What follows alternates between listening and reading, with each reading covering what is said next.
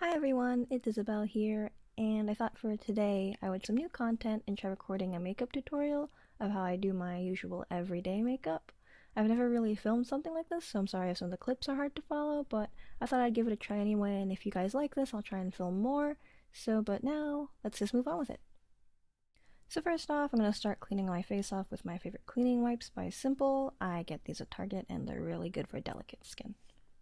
Now, because I have sensitive skin around my eye area, especially during the winter, I'm applying this cortisone cream to reduce the cracking and dryness of my skin to make it more comfortable for me to wear eye makeup.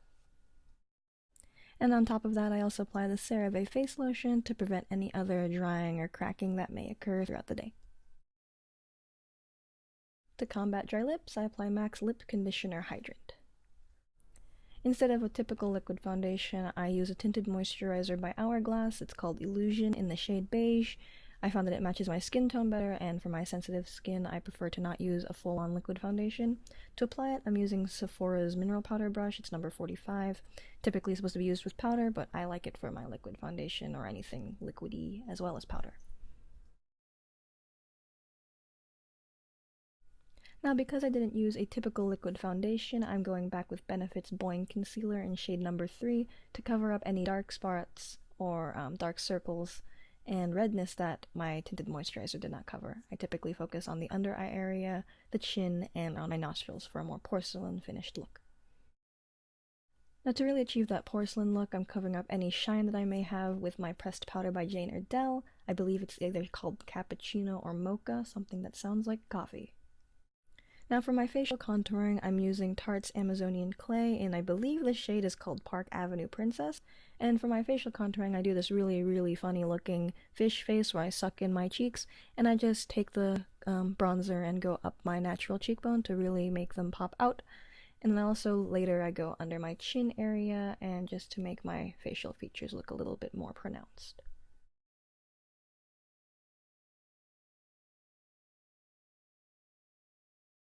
Moving on to nasal contouring, using the same Tarte bronzer and a small eyeshadow brush, I'm just applying it to the bridge of my nose and then bringing it down to the tip of my nose. The thing with nasal contouring is if you do too much or you go too dark, you will look really odd, or your nose may look larger as opposed to smaller.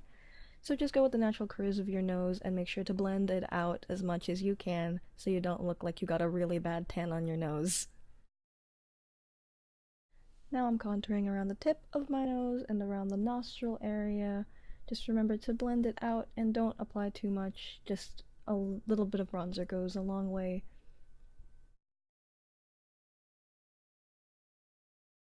Urban Decay eyeshadow potion, and ours is Madrog Duo, and we're using the shade on the right as a base color. I have really dark skin, so it took me a very long time to figure out how to apply eyeshadow without it looking muddy and kind of like I got punched in the face, so this is how I do it. Now we're using the Koala Lumper Duo, and we're using the shade on the left. It's sort of this peachy, pinky, shimmery tone, so anything like that will do. And we're applying it to the top of my eyelid and where my eye socket would be to deepen that section to make my eyes look more sunken in. This works really well for darker skin because every time I tried to follow any other tutorials online, I just looked like I got punched in the face, so this is how I figured out how to do it for my own skin tone. Now we're going to take a dark red shade, almost burgundy tone. This is by Jane Iredale in the shade Wine and Roses. And we're going to apply it to the outer corner of the eye and then into the eye socket, like where we applied the pink shade, to really darken that area and to make it appear as sunken in as we can so we can achieve that sort of ball jointed dull look.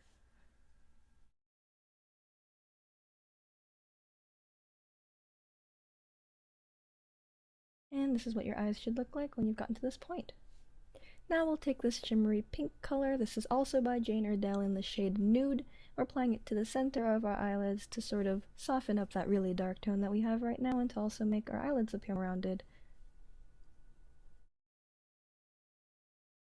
As you can see, the eyeshadow is kind of harsh right now, so we're going to take a nice fluffy eyeshadow brush and blend it out so it's not so dark, and once you're done, your eyeshadow should look something like this. For my eyebrows today, I'm using Wet n Wild's Color Icon Pencil in the shade Dark Brown. I'm sorry if these appear a little bit harsh. This is my first time doing my eyebrows with a pencil, so yeah. Here's me attempting to blend them out since they look so scary, but that didn't really work out. This is Benefit's Watts Up Cream Highlighter that I'm applying to underneath my eyebrows and also on my nose, and then I just rub it in with the tip of my finger to blend it out. And finally, here's where things get a little bit different. For my eyeliner, I don't use black or brown because I feel like that really darkens my eyes and makes my eyes look rather small.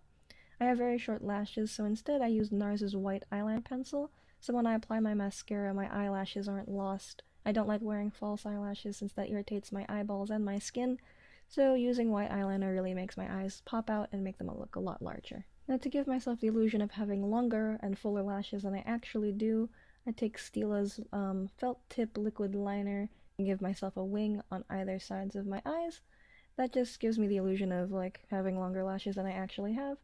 And to apply the wing, I just go from the outer corner of my eye and draw up, and then make a V shape and then color it in.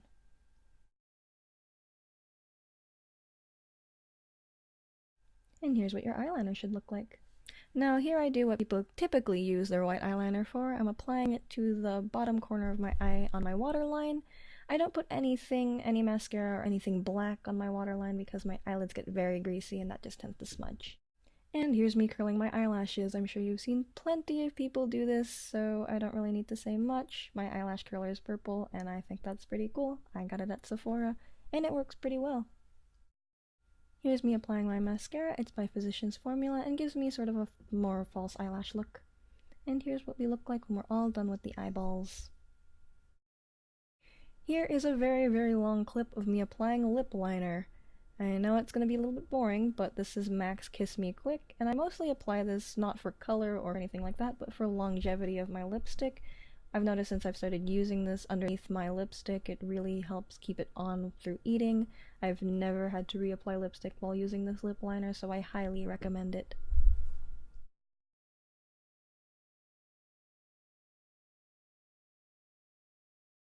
And here I'm finally applying my NARS Cruella lip pencil. I guess it's kind of like a lipstick. I prefer it to lipstick since it doesn't have that greasy feel, and it looks good on my skin tone, so for anybody with a similar skin tone to me, I highly recommend this lipstick. And here we're just cleaning up the edges of my lips, and we're done! So thank you so much, everybody, for watching my first makeup tutorial. This is what everything looks like together, and I'll see you guys next time!